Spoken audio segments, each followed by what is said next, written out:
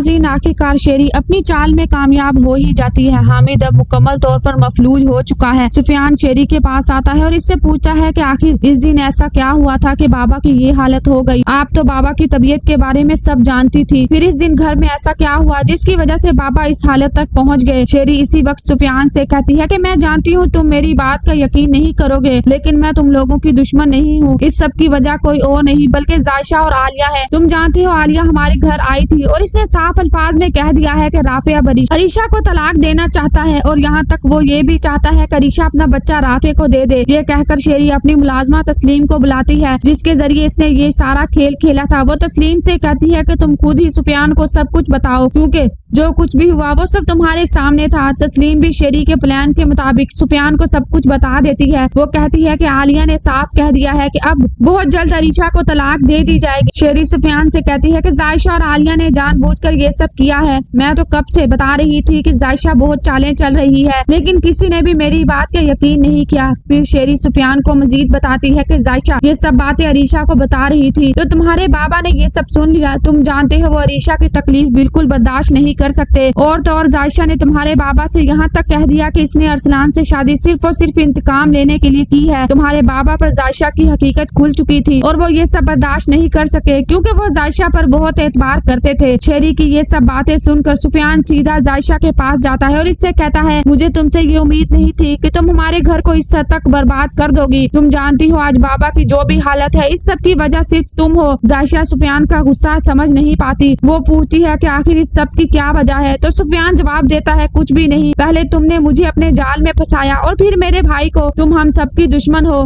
उसी लम्हे शेरी और अरसलान भी वहाँ पर आ जाते हैं। शेरी जायशा से कहती है कि तुमने मेरा घर बर्बाद कर दिया है। आखिर हमसे ऐसी कौन सी बड़ी गलती हो गई जिसकी सजा तुम हमें दे रही हो। जायशा जो कि शेरी से कहती है कि इस सब की कसूरवार मैं नहीं बल्कि आप हैं। ये सब चालें आपने ही चली हैं। अरसलान जो कि जायशा की बात सुनते ही गुस्से में आ जाता है और आगे बढ़कर जायशा पर हाथ उठाता है और उसे एक जोरदार थप्पड़ मार देता है और जायशा को कहता है कि तुम अभी और इसी वक्त मेरे इस घर से निकल जाओ। तुम मेरे साथ रहने के काबिल ही नहीं। तुमने मेरी बहन की जिंदगी बर्बाद कर दी और अब तुम मेरे बाप की जान लेने के दर पे हो। आखिर तुम चाहती क्या हो। जायशा जो कि अरसलान और शेरी दोनों की खेल को समझ नहीं पा रही होती